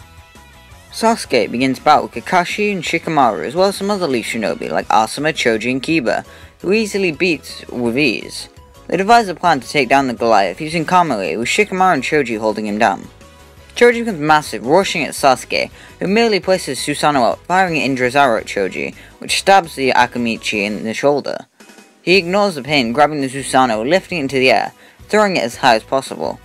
Improvising, Kakashi uses Kamui in the air, sucking away the Susanoo off of his body. It doesn't do any damage to Sasuke, however. As Sasuke falls, Asuma leaps up, going to stab him, which Sasuke chuckles at, blocking him with his sword. It distracts him as he is hit with a fang over fang, shooting him to the ground. Haku continues battling with Suigetsu, with nothing he does working due to Suigetsu's Kekagenkai. He keeps getting pot shots in on Haku, slowly begins to feel the pain of the slash marks all over his body. As they battle, someone else rushes into the crystallized mirrors to help. Tenten stabs Suigetsu with Samehada, beginning to absorb his chakra slowly, returning him back to a humanoid form. The duo of the legendary swords begin to attack Suigetsu. He uses his skills to understand how to defeat them. Tenten and Haku lay damage on the ground as Suigetsu holds both blades, thanking them for such legendary weapons. When he looks again, however, he didn't realize what Tenten had done. On Samehada were explosive notes, making him panic. They detonate, making Suigetsu soar through the air as a puddle. Haku raises up his hands using ice release to freeze the puddle, rendering Suigetsu merely useless. Over at the Kage Summit, while everyone is talking, Naruto sits there bored, begins to phase out, beginning to think about life. As he does this, he becomes unaware of his surroundings and is almost stabbed through the head with a kunai. Luckily, Jiraiya saved him as he looks at the man who he believes is Madara. Using Kamui, Obito sucks up Jiraiya, angering Naruto. He enters KCM2 immediately, telling Obito that will kill him, before feeling all the sinister emotions in the leaf. In his sinister tone, Obito tells Naruto that if he leaves, he'll kill Jiraiya, forcing Naruto to stay, despite his best wishes. The Kage would quickly realize that Naruto's in trouble, and Tsunade would attack Obito, who simply phases through. She tells Naruto to go save the leaf, which he tries to protest. She then tells him that Jiraiya is strong, he can handle himself, which Naruto realizes. Gyuki affirms this, and he does, using Chomi's wings to take flight towards the leaf. Obito leads into the Kamui dimension, calling Tsunade out for manslaughter as he disappears. When appearing, he is hit with a Rasengan from Sage Mode Jiraiya, and hits Obito clean in the gut, flinging him backwards out of breath. Jiraiya begins to battle Obito, doing quite well, since he can't use the crutch of Kamui, since he's inside it. In the last-ditch effort, he uses Shinra Tensei, which pushes Jiraiya backwards into a fire jutsu that hurts the Toad Sage, but saps Obito of a lot of his chakra. Obito sends Jiraiya back to the regular dimension, before returning himself. He asks for Naruto, which they don't give him, so he declares the fourth Great Ninja War and leaves to seemingly go prepare. The masked man appears in the leaf, watching Sasuke battling with the leaf ninja. He could intervene, but they have some time before Naruto arrives, so this should be fine. Sasuke begins to get the advantage on the ninja in front of him, deciding to stop holding back. He uses a massive Amaterasu attack, causing everyone to scatter around, making them split up, weaker on their own. He walks through the flames, extinguishing the flames as he walks through.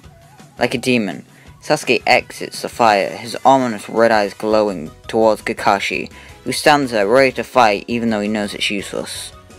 Before he can kill Kakashi, an ink bird grabs the copy wheel ninja as a Rasengan impacts Sasuke, launching him backwards, making him distinguish the entire field of Amaterasu. He looks to see Naruto and Saya land and stare a dagger at him. His eyes begin to charge up chakra to burn Naruto alive before he suddenly stops.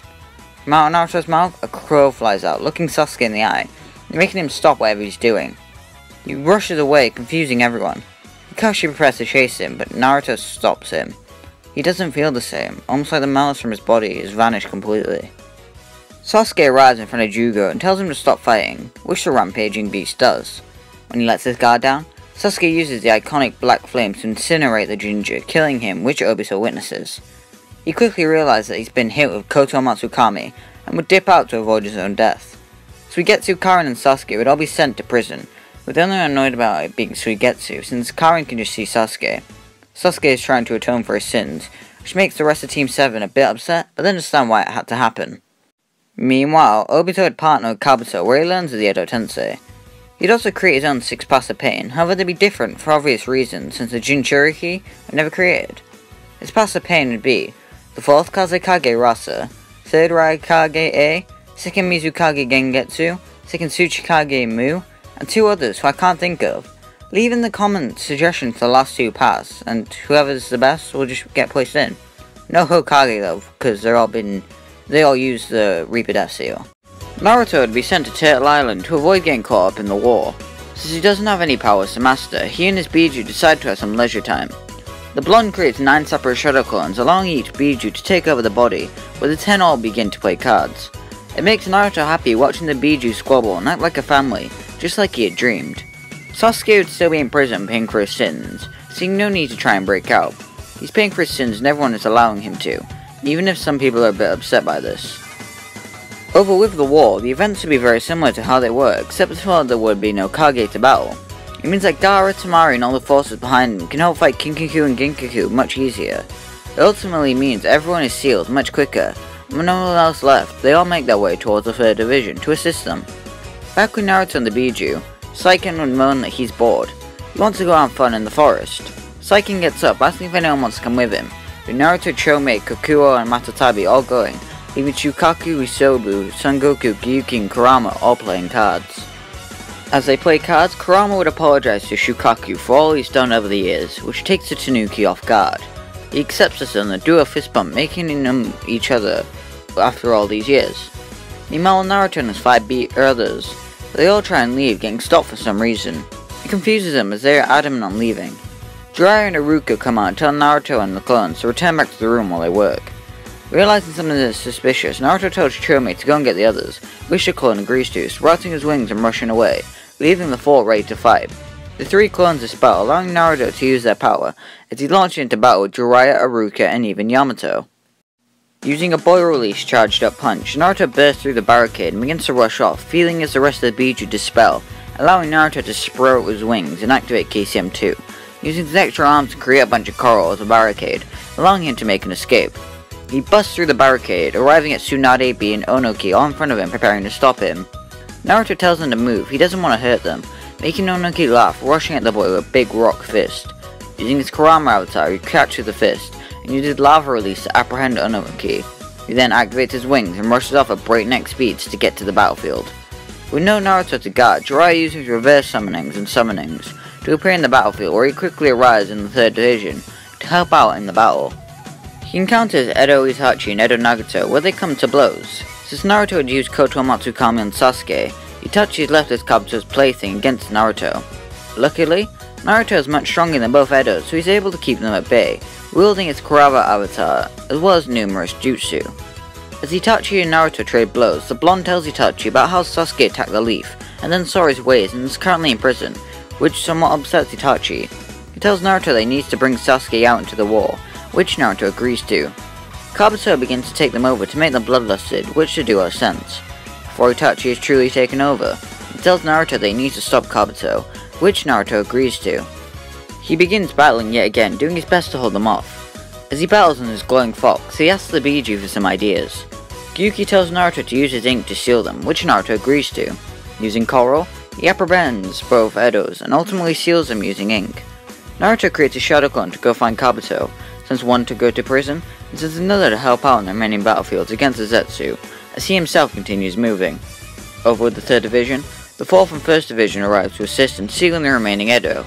Kabuto takes over Mangetsu and makes him summon Madara onto the battlefield, who proceeds to kick all types of ass because he's Madara. Kakashi, Jiraiya and Guy would dip out to go and find the fake Madara, leaving everyone else to hold off the actual Madara, which is hard when he drops 2 meteors on the Alliance, causing severe casualties because he's Madara. The Naruto clones arrive at Kabuto's location, who quickly enters Sage Mode, attacking Naruto, exclaiming how his abilities are better than his. He can't even die, all the Edo Tensei remain up. Naruto ponders this before throwing up hand signs. Saikan style, acidic torture. Naruto vomits up some acid that lands on Kabuto, making a sizzling noise as it burns into him. Kabuto chuckles as snake biology won't allow some weak attack to take him, which Naruto smirks at. The acid will burn just slow enough to never kill him, but it'll keep hurting until removed. And then the way to remove it is with a high-pressured attack, that only Power Release or the 8th Gates grant. Kabuto remarks that the pain won't affect him, which makes the Naruto clone smirk, knowing it'll eventually get to him, it always does. The clone and Kabuto begin to fight, with Kabuto explaining what he did with Orochimaru's body, implementing it into himself. He shouts that he'll be better than Lord Orochimaru ever was, and carry out his will. Naruto asks why he has to be someone else and can't just be himself. Why be myself when I can be all-powerful? I'm stronger than a Lord Orochimaru. I'm the new Sage of Six Paths. No, you're not. You're Kabuto, no one else. Over with Obito, he runs into Naruto, the 4th Kage, all by his side. He sends his 4 passive pain to attack Naruto, who begins to brawl them, struggling to keep up. Each Kage counters the other's weaknesses, leaving Naruto trying to find an opening. As they all fight, Jiraiya, Kakashi, and Guy all arrive on the scene to help Naruto out. With his big brains, Jiraiya figures out that Obito is using Nagato's passive pain jutsu, but questions why there are only 4. It leaves him thinking who the last 2 could be. Working together, the 4 manage to hold off the Kage to the best of their abilities. Using Magnet Release, Naruto begins to hold back Oloroso's sand, making it begin to surround him. A leaps in to stop this, but Guy tackles him out of the way, allowing Naruto to fully seal the Kazekage. Mu charges up a particle release attack to vaporize Naruto. However, he's caught off guard by an Odama Rasengan from Jiraiya that shreds him up, allowing Kakashi to use his Earth Release Jutsu, creating a big hole for Mu to land in, where he seals him up with that. 7th Gate Guy and 3rd Raikage A go back and forth, rushing around at high speeds, exchanging blows that are very heavy. A uses his one finger, stabbing Guy through the gut, which a Tai Jutsu uses to advantage. He uses an up-close Hirudora, sending A flying into an ink-sealing jutsu from Naruto. To make sure Guy doesn't bleed out, Naruto uses Fire Release to stick his flesh together, making him so he can survive. Gengetsu would be using his clan to cast Genjutsu, which doesn't work well against Naruto. Using his Kurama avatar, he charges up a Bijuu bomb and blasts the clan, dispelling the Genjutsu, allowing Kakashi to use Fire Release to melt off half his body, which then allows Naruto to seal him with Lava Release. Obito begins to clap, telling Kakashi that he's done well saving them. If only he could save everyone else. As everyone looks in confusion, Obito uses Summoning Jutsu to make 2 more paths appear. Rin and Sakumo stand there looking at Kakashi horrifying the Hatake to no end. Knowing the cat's out of the bag, Obito discards his mask, telling Kakashi to face his crimes. He can save his new allies. One of Naruto's clones arrives on the leaf, confusing anyone who sees him as he flies through the air.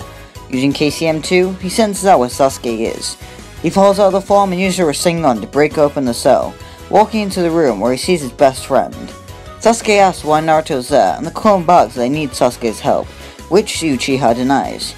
He's serving his time and he won't enter the war. Looking somber, Naruto tells Sasuke that he's sorry Itachi. He also thought it was a good idea to use his brother like a puppet. Is he going to allow that? Hearing this would change Sasuke's decision, and after freeing Karen and Suigetsu, he'd head out to take part and get revenge. Over with Kabuto, he'd be battling the clone that came to stop him. Despite how much he tries, he can't land a blow on Naruto that'll finish off the clone due to his speed and strength overwhelming the snakes. He begins to give Kabuto a long talk no jutsu, which would be a slow version of the Izanami, however it would have the same effect. It ends with Kabuto realizing he needs to be himself and dispels the Edo Tensei before heading to the battlefield with Naruto. Seeing Rin, Sakumo, and Obito all together begins to make Kashi go into cardiac arrest due to being super overwhelmed and shocked. Gara would explain to Naruto who each one of them are, making Naruto understand the situation. Obito approaches Kakashi slowly, making Rin and Sakumo walk with him, as he begins to antagonize the copy wheel ninja he used to call a friend. He asks so he can truly believe he can save everyone else when he fails all of them. Naruto rushes in, shouting for him to shut up, as he uses a Rasengan, phasing through Obito. He looks Kakashi in the eyes and tells him that he never fails anyone. Everyone's relying on him, so he can't let him down here now, can he? If he fails, then he truly would let everyone down. Kakashi stands back up, calming himself down as he thanks Naruto. He looks at Ren and Sakumo and realizes that they're just relics of his past. Naruto and Kakashi begin battling Obito as Jiraiya and Guy fight Sakumo and Rin. While Shikamaru was once stronger than Jiraiya, his training as well as his master sage mode pushed him over the White Fang, allowing him to take him out. Rin was also pretty weak, so Guy could just take her down without even using any of his gates. Madara arrives on the scene, which Naruto promises to take care of, leaving Kakashi and Obito to have their traditional battle. He walks towards the Edo Uchiha with all the Bijuu telling him to be careful. Naruto grins, getting an idea, telling Kurama to stick with him while the others split off. Naruto creates shadow clones behind him, which Madara scoffs at. He believes that weak technique will be enough, then he greatly underestimated him. "You want the tail beast? Come and get them!" The 8 clones begin to morph as Naruto enters KCM2, activating his Kurama avatar. Behind him, every clone transforms into 9 different tail beasts, as all 9 of them look down at Madara. Cockily, Madara applauds the spectacle, and will give him an actual challenge. He begins to attack the tail beast, and although he is probably stronger than them all, their teamwork is making him struggle to keep up. Plus Guy and Jiraiya are there to help out, keeping Madara at bay. To combat them, Madara creates some clones of his own, using the perfect Susanoo to begin to defeat them, and this is what turns the tide in battle. He destroys every clone, and apprehends Jiraiya and Guy. Every time a clone dispels, it leaves Naruto in immense pain, as his body has to revert them all, leaving him very pale and very weak. Before he can take Naruto though, Sasuke arrives to help him out. Sasuke and Naruto begin to try and fight Madara, using teamwork with each other, doing their best to hold him off, doing a bit better, but not by much. He grabs Sasuke's sword and stabs him before grabbing Naruto and lifting him in the air, crushing his throat, leaving him reeling towards death. It's one way to take down Jinchuriki without killing the Bijuu within. Obito arrives and summons a Gedo Mazo to seal Naruto, before the whole alliance arrives to save him and Sasuke. Sakura begins to heal Naruto as Karen begins to heal Sasuke, neither of which working very well. Meanwhile, the alliance begins to take some casualties, since Madara and Obito are pretty ruthless and attempting to collect Naruto, and complete their goal. Kabuto arrives and begins to heal Naruto and Sasuke, doing well in comparison with Sakura and Karin. While incapacitated, Nedji would end up dying unfortunately, but everyone else will be able to stay in there. Naruto and Sasuke stand back up, having got their Sage of 6 Plus power-ups, ready for battle yet again. Naruto asks Kabuto if he'll be able to undo Madara's Edo Tensei, which Kabuto agrees to. They'll just need to stop him countering it, which they agree with. They rush in and begin to manhandle Madara, leaving Obito to Jiraiya, Guy, and anyone else who is able to fight.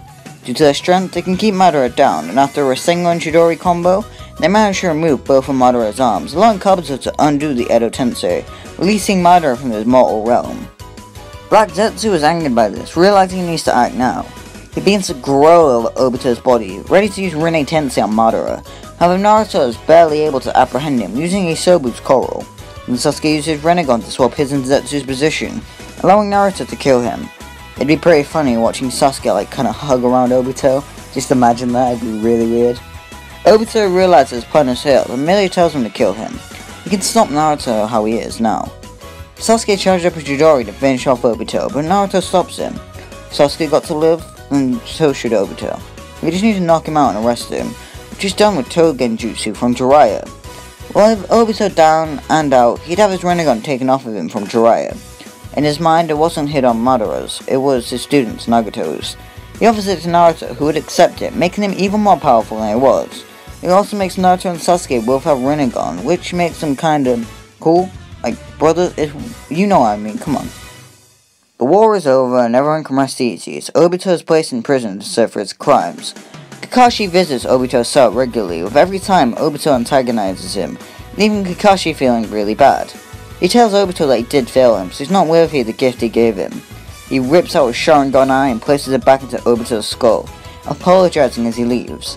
Very slowly, Obito begins to turn good. However, it's extremely slowly, since he was evil for so long, and Kakashi doesn't have Talk no Jutsu that Naruto has. Sasuke won't return to prison, and will remain as a Shobi of the Leaf, allowing Getsu and Karin to go off and do their own thing, which they would. He and Sakura's romance would still begin to blossom, just like normal. Without Obito telling Kakashi to become the 6th Hokage, as well as Kakashi's added guilt, Jiraiya would be forced to take the role by Tsunade and Naruto. He doesn't like it, but with Shikamaru's help, it does make it easier.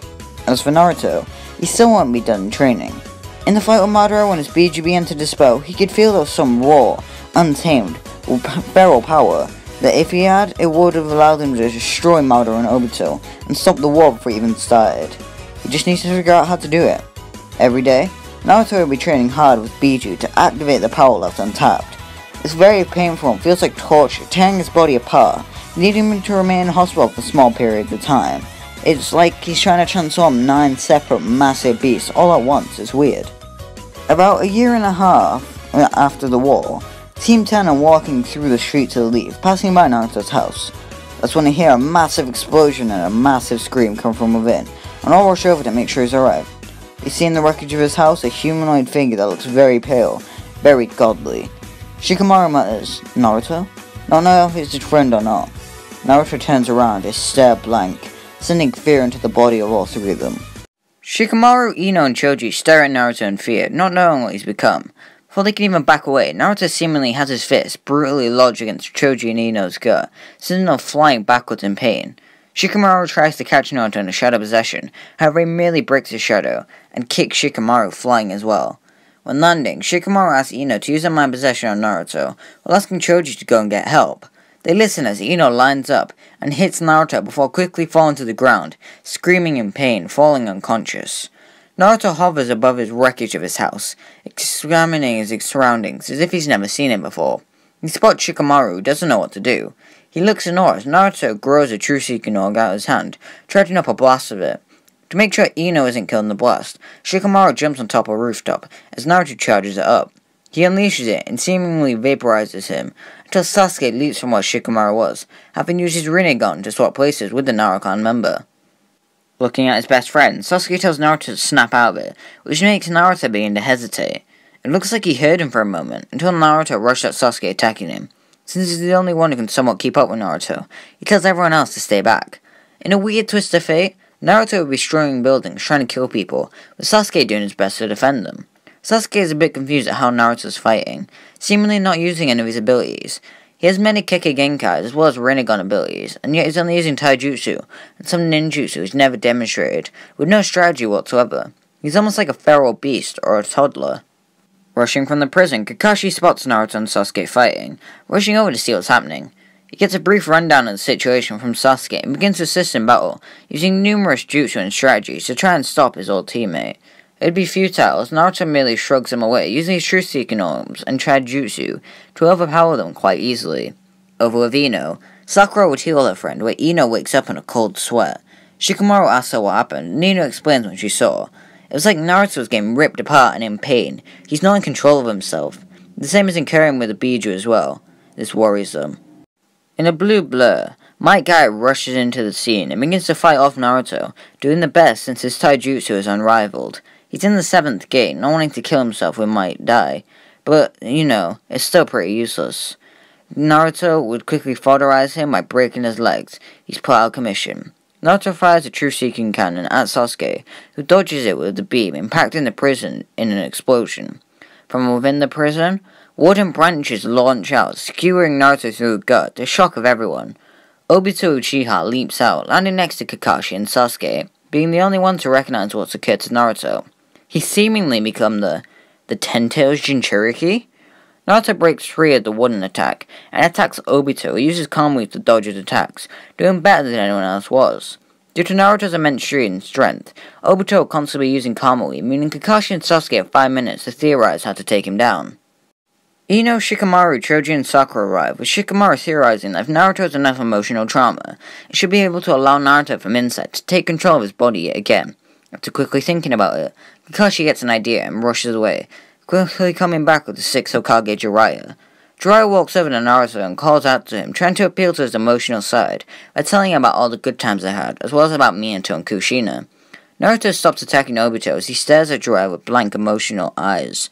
He tries holding his head in pain, letting out an immense scream as he thrashes about on the ground. Believing it's working, Jiraiya approaches Naruto, telling him to fight it, listening to Naruto's warped, twisted screams for help.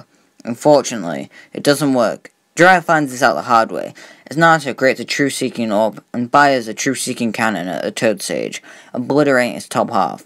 Everyone looks in horror and disgust. Naruto just killed the closest thing he had to a father. Naruto stands back up and begins to unleash massive barrages of true Saikan orbs, making everyone have to seek cover or dodge, due to how dangerous it is. Obito tries to seemingly kill Naruto with Calm Wave to decapitate him, which is futile as Naruto won't stay in place long enough for it to work. Naruto grabs Obito and rips him in half, before flying at everyone else to kill them. He's seemingly unredeemable at this point. Sasuke tells everyone else to evacuate the village where he fights, but they stop him. There's no way to stop Naruto, they all just need to get away. If Sasuke dies, it'll be impossible to defeat him. Around this time, Naruto kills Sakura. No reason why, just everyone hates Sakura for some reason. Inside Naruto's mind, he's trying to fight out the Ten Tails, pleading for it to stop. He doesn't care though, as he tries to kill off Naruto. Luckily, his will is strong, so it'll take him a while to truly fade out. Stopping his rampage, Naruto lands outside the academy and sees a swing set, remembering how lonely he used to be. He sits on it while still being in Ten Tails form, and begins to swing like he used to. Sasuke goes to take his chance, use Amaterasu, but Kakashi stops him. From behind Naruto, a soft voice greets him, which makes Naruto swiftly turn. There in front of him is Iruka.